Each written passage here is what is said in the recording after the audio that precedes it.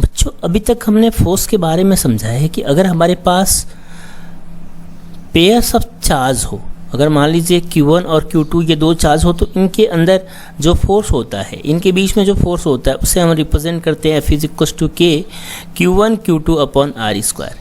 अगर मान लीजिए किसी कंसेप्ट में बहुत सारे, किसी सिस्टम में बहुत सारे चार्ज आ जाए तो उनके अंदर फोर्स कितना होगा, आज हम इसी के बारे में डिस्कस करने वाले हैं। यानी कि हमारा जो टॉपिक है वो फोर्स बिटवीन मल्टीपल चार्ज की वजह से फोर्स होगा, यानी कि बहुल आवेशों की वजह से कितना फोर्स होगा, इसके बारे में आज हम सीखने वाले। इस कंसेप्ट के लिए हमने यहाँ पे एक सिस्टम को मान लिया। ये एक सिस्टम है और इस सिस्टम में बच्चों बहुत सारे चार्ज हैं।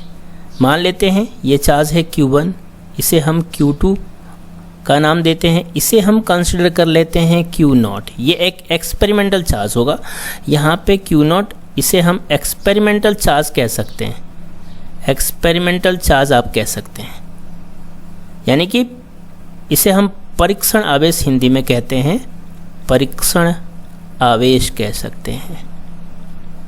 और यहाँ पे ऐसे बहुत सारे चार्ज होंगे, लेकिन ये तो हमारे लिए यहाँ मुश्किल है कि सारे चार्ज को रिप्रेजेंट करूँ, क्योंकि यहाँ पे इस सिस्टम में n चार्ज होंगे और n चार्ज को रिप्रेजेंट करना इम्पॉसिबल है, क्योंकि n हमारे पास कोई नंबर ही नहीं है।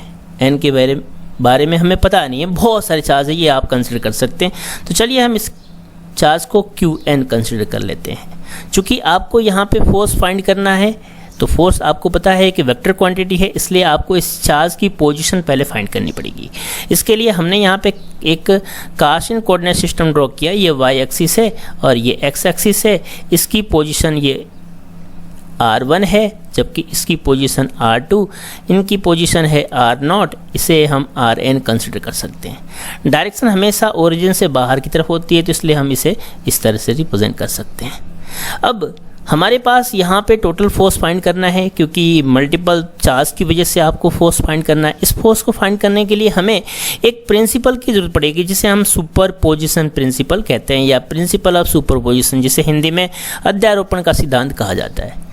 इसके डेफिनेशन तो मैंने सामने पहले ही आप लोगों के लिए लिख रखे हैं। प्रिंसिपल ऑफ सुपरपोजिशन की बात करें तो फोर्स एक्टिंग ऑन चार्ज, एक हमारे पास कोई भी चार्ज है, एग्जांपल के तौर पे Q1 कंसिडर कर सकते हो, Q2 कंसिडर कर सकते हो, तो इस चार्ज पे लगने वाले जो फोर्स होंगे will be equal to the vector sum of all individual charges acting between pairs of charges. यानी कि हमारे पास पेयर्स ऑफ चार्जेस, यानी कि पेयर्स ऑफ चार्जेस है। जैसे एग्जांपल के तौर पे अगर मैं फोर्स ऑन Q1 की बात करूं तो Q1 में पेयर कौन कौन से बन सकते हैं, Q1 Q2 बन सकता है, Q1 Q3 बन सकता है एक पेयर, Q1 Qn एक पेयर बन सकता है। तो इनके बीच में जो लगने वाला फोर्स होगा इसे हम रिप्रेजेंट करेंगे F12 से, इसे हम रिप्रेजेंट करेंगे F13 से, इसी तरह से हम इसे रिप्रेजेंट करेंगे बच्चों F1n से।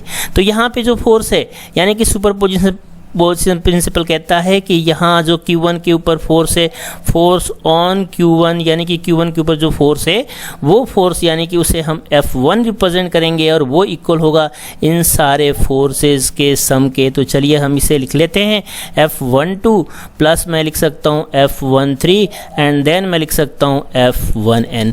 बच्चों इससे पहले वाले कंसेप्ट में आपने दो चार्ज के बीच में फोर्स को फाइंड किया था, तो हम वही फोर्स, वही फॉर्मूला यूज़ करने वाले हैं। यहाँ पे F12 के बीच में चार्जेस आपको पता है Q1 Q2 अपॉन, यहाँ मैं लिख सकता हूँ R12 vector and then R12 का कैप लिख सकते हो।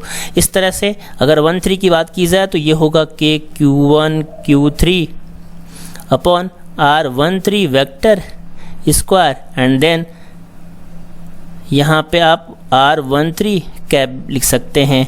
इसके बाद आपको nth लिखना है, तो nth के लिए आपको Q1 और Qn, देन आप यहाँ लिख सकते हैं R1 वेक्टर स्क्वायर R1 का कैप लिख सकते हैं बच्चों।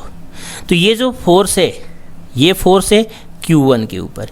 इसी तरह से आप फोर्स निकाल सकते हैं फोर्स ऑन Q2। Q2 पे जो फोर्स होगा पेयर कौन कौन से बनेंगे इसमें? पेयर वैसे ही Q2 पे फोर्स लगेगा Q1 की वजह से, Q2 पर फोर्स लगेगा Q3 की वजह से, Q4 की वजह से, Qn की वजह से। इनकी पोजीशन सामने दे रखी है, तो इनके बीच की जो पोजीशन होगी, जैसे Q1 और Q2 के बीच की पोजीशन हमने R12 लिया था जब फोर्स Q2 से Q1 पे एक्ट हो रहा था, तब हमने R12 लिया था। फोर्स Q3 से Q1 पर एक्ट हो रहा था जब हमने पोजीशन को R13 लिया था। बट फोर्स Q2 के लिए जो पोजीशन होगी, सबसे पहले पोजीशन से पहले हम यहाँ पे पेयर्स देख लेते हैं। पेयर्स होगा Q2 Q1, इनके बीच में जो फोर्स होगा इसे हम लिखेंगे F21, और इसी तरह से Q2 Q3, इनके बीच के फोर्स को हम लिखेंगे F23, और इसी तरह से हमारा जो लास्ट होगा Q2 Qn, और इनके बीच का जो फोर्स होगा उसे हम लिखेंगे F2n। और ये सारे के सारे फोर्स वेक्टर फॉर्म में होते हैं, इसलिए हम इसे वेक्टर फॉर्म में लिख लेते हैं।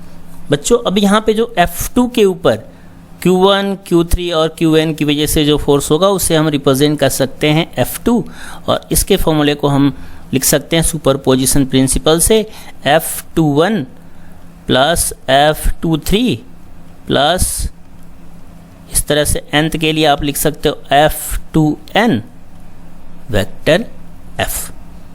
देन मैं इसकी वैल्यू को लिख लेता हूँ। F2 को लिख सकता हूँ मैं K, और इसके लिए लिख सकता हूँ मैं Q2 Q1 upon R21 vector square, and then R21 का कैप लिख सकता हूँ। इसके बाद हम इसे लिख सकते हैं K Q2 Q3 upon R23 vector, and then R23 का कैप। इस तरह से आप इसके nth फोर्स को लिख सकते हो K Q2 Qn upon R2n vector square, and then R2n का कैप लिख सकते हो। तो ये जो फोर्स है ये सेकेंड चार्ज पे अनदर चार्ज की वजह से लगने वाला फोर्स है। बच्चों अब हमारे पास जो एक्सपेरिमेंटल चार्ज है, ये आपको एक्सपेरिमेंटल चार्ज दिख रहा है, इस एक्सपेरिमेंटल चार्ज पे Q1 Q2 Qn इन सब की वजह से फोर्स फाइंड करने हैं। तो अब आप लिख सकते हैं यहाँ फोर्स ऑन Q0, पेयर बनेगा Q0 से Q1, यानी कि Q1 फोर्स लगाएगा Q0 पे, Q0 Q2 यानी कि Q2 फोर्स लगाएगा Qn पे। इस तरह से Q3 के साथ भी फोर्स लगेगा, Q4 भी एक फोर्स लगाएगा, और इस तरह से Q0 पे Qn भी फोर्स लगाएगा। तो इस तरह से जो टोटल फोर्स होगा उसे हम कंसिडर कर लेते हैं F0 Q0 पे सबकी वजह से लगने वाला फोर्स है। ये इक्वल होगा F01, ये फोर्स है Q1 का Q0 पर, F02 ये फोर्स है Q2 का Q0 पर। इसी तरह से फोर्स लगते जाएंगे, और यहाँ पे आप लिख सकते हैं F0n, यानी कि nth Qn फोर्स लगाएगा Q0 पर, Qn फोर्स लगाएगा इस Q0 पर। तो अब मैं इसे लिख सकता हूँ F0 इक्वल्स टू, इसे आप लिख सकते हैं K Q0 Q1 upon R01 vector square, and then R01 cap. इसी तरह से आप F21 का भी फॉर्मूला लिख सकते हैं K Q0 Q2 upon R02 vector square, and then R02 cap. और इस तरह से इसके nth को लिख लेते हैं हम, यहाँ होगा K Q0 Qn upon R0n vector square, and then R0n का कैप। तो इस तरह से अब आपको यहाँ पे बच्चों कॉमन दिख रहा है F0, यहाँ कॉमन दिख रहा है K और Q0, कॉमन ले सकते हैं। देन आपको जो वैल्यू बच रही है दिख रही है सामने, कॉमन लेने के बाद उसे आपको इनमें से लिख लेना है।